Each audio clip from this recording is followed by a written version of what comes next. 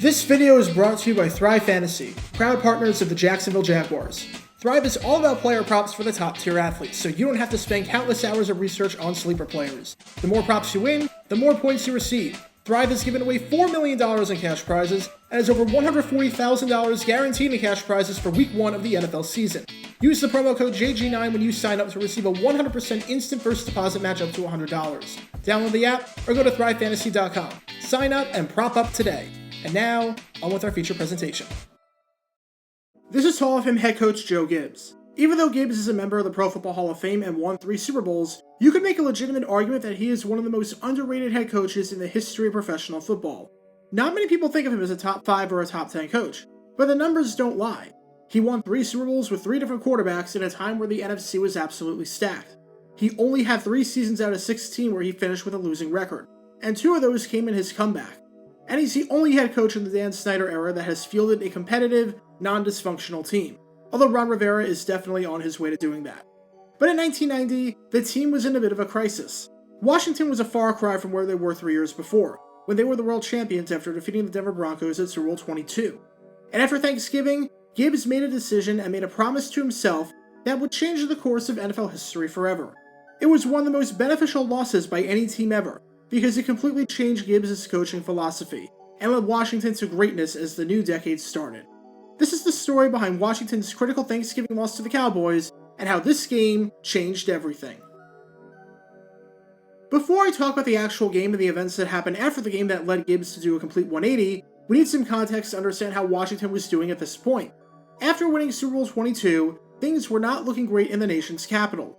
In 1988, the team finished below 500. Finishing with a 7-9 record and becoming just the 5th team in NFL history to finish a season below 500 after winning the Super Bowl. At least the other 4 teams had an excuse. The Packers after Super Bowl II lost Vince Lombardi. The Raiders had to deal with an entire relocation saga after Super Bowl XV. And the Niners and Giants had to deal with strike-shortened seasons after Super Bowl XVI and XXI respectively. Washington had nothing. This was followed up in 1989 with a 10-6 season, where even though Gibbs guided his team to double-digit wins, it was not enough to make the postseason. The year got off to a pretty bad start, as the team started 5-6 and was basically playing from behind the 8 ball in the ultra-competitive conference. Much like 1981, it was a great end to the season after a start that was almost impossible to escape from. And in 1990, Gibbs had to deal with his starting quarterback, Mark Rypien, missing 2 months of action with a knee injury. Washington weathered the storm well enough as they went 500 in the 6 starts that Rypien had to miss thanks to outings by Jeff Rutledge and Stan Humphries, but they still had a lot of work to do as Rypien came back into the equation. Fortunately for Washington, when Rypien came back as a host of the New Orleans Saints, he had arguably the best game of his career up until that point, as in a 31-17 victory, he threw a career-high 4 touchdown passes and no interceptions for 311 yards, a completion percentage of 68.4%, and a passer rating of 128.3. At the time, this was the highest passer rating he ever had in a home game. Rypien threw 38 passes in that game and had no problem with the heavy workload immediately coming back from the injury. But even despite the high volume of passes, Washington still ran it 29 times, and eventual Pro Bowl running back Ernest Byner would finish the game with 116 yards rushing. In Week 11, Gibbs had a fairly balanced attack that, even if it was on the pass-heavy side, got the job done. In Week 12, that plan was completely thrown out the window. November 22nd, 1990. It's a Thanksgiving Day game between Dallas and Washington, as the 2 fierce NFC East rivals played in front of a national television audience. Anytime you can get Madden and Summerall on the call for your game this late in the season, you know it's going to be a big one. And this game was no exception, as this game was monumental for both of these teams. For Washington, they entered this game with a record of 6-4. Right now, the cutoff line for the postseason is 5-5, as every team not currently in the postseason if the season were to end after 11 weeks was below 500. If Washington wins this game, they all but clinch a spot in the postseason. As for Dallas, they're 4-7, which is only a game and a half out of the newly expanded playoff field, so they still have a shot. However, if they lost this game, it's all over. The last time these 2 teams squared off on national television back in 1989, it was Sunday Night Football, and Washington gave Dallas its first and only win of the season in a 10-point victory. As for how this one would turn out, yeah, it was exactly the same, as Dallas won the game by 10. The Cowboys jumped out to an early 10-0 lead in the first quarter thanks to a 49-yard field goal by Ken Willis and a 12-yard touchdown pass by Troy Aikman to Michael Irvin. Little did we know at the time that the Aikman to Irvin connection would become one of the most feared in all of football during the 1990s. However, Washington scored 17 unanswered to take the lead in the third quarter. thanks in part to a 6-yard touchdown pass by Rippon to Ricky Sanders. Washington was that close to all but guaranteeing a playoff spot for the first time since 1987. They just had to hold on for about 20 more minutes. As you can probably guess, that did not happen. Emmitt Smith punched it in from a yard out in the third quarter to make it a 17-all game. This was Smith's rookie season, which was so good that he made it to the Pro Bowl and was already considered one of the better backs in football.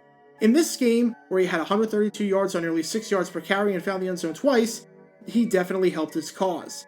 And after Ken Willis hit a 41-yard field goal in the fourth to give the Cowboys a 20-17 lead, Washington got nothing going, as Dallas' defense was figuring out how to stop Mark Rippon and the Washington passing attack. Emmitt Smith ran it in for 48 yards out late in the game to officially put it out of reach, and give Dallas an absolutely critical 27-17 victory on Thanksgiving.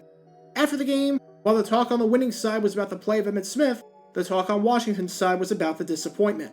Rippon said that the team was too inconsistent to win, while Gibbs had nothing but praise for Dallas, as he considered them a team on the upswing.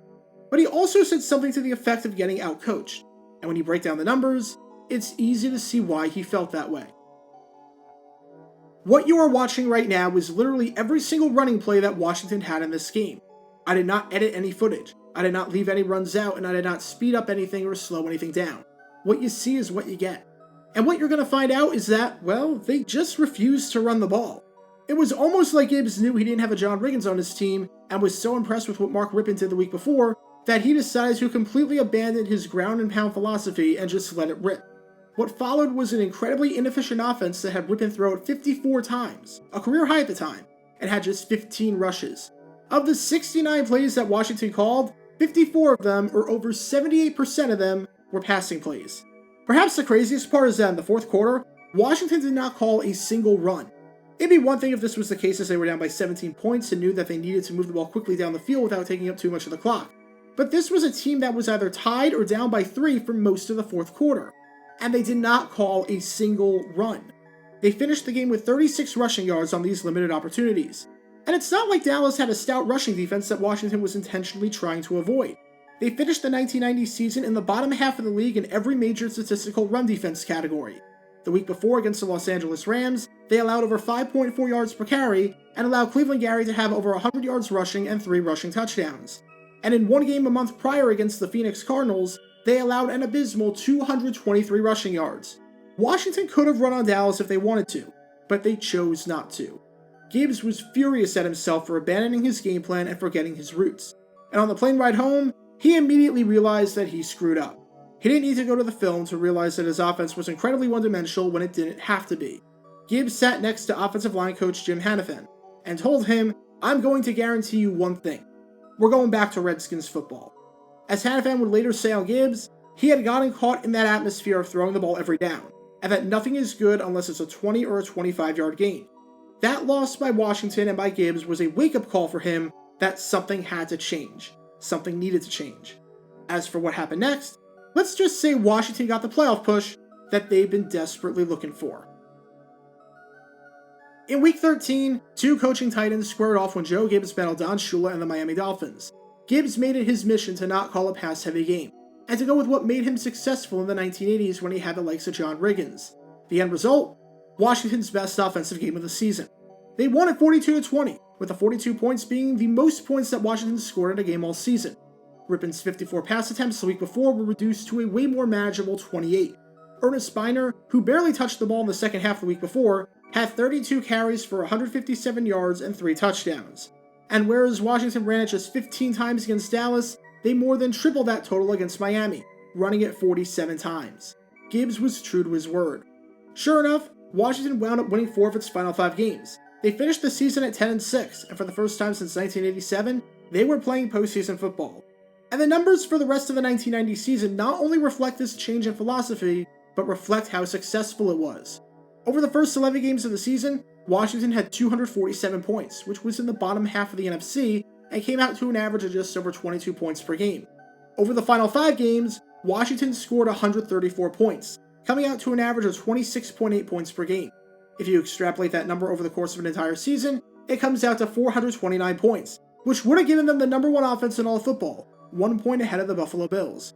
Washington went from a fairly mediocre offense to the best offense in football by the end of the season. And even though they started the season through the first 11 games in the bottom half of the conference in points scored, by the end, They had the second best offense in the NFC and the fourth best offense in the NFL. And you could tell just how much running the ball played a part in that. Over the first 11 games, Washington had 1,202 rushing yards, coming out to an average of over 109 per game. While not terrible by any means, if you extrapolate that over a full season, it finishes comfortably in the bottom half of the league.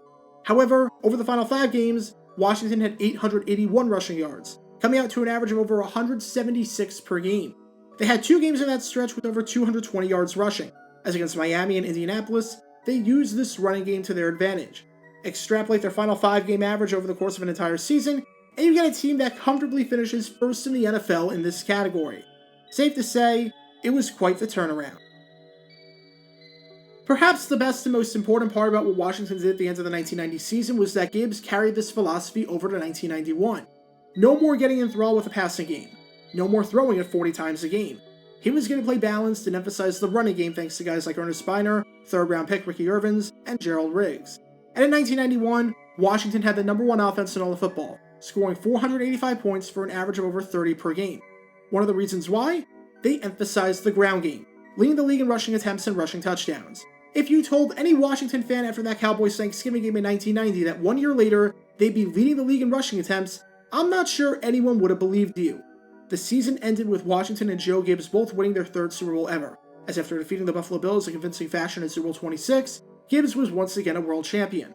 And while Gibbs would never be able to replicate that success again, as he retired after the 1992 season and then never made it past the divisional round in his comeback with the team in the mid-2000s, he would continue to emphasize that running game. In his 5 seasons after 1991, only once did his team ever finish outside the top quarter of the league in rushing attempts. And you can trace that all the way back to that Thanksgiving game in 1990. So what's the moral of this story? Losses are going to happen. If you're not the 1972 Dolphins, you're not going undefeated, and you're bound to lose games every now and then.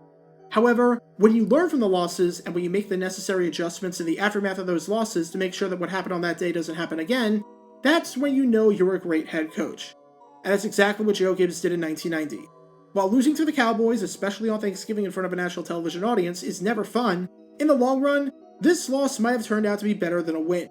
It caused Gibbs to adjust his philosophy, led Washington to end 1990 on a high note and make a playoff push, and the continuation of this led Washington to win Super Bowl XXVI 1 year later.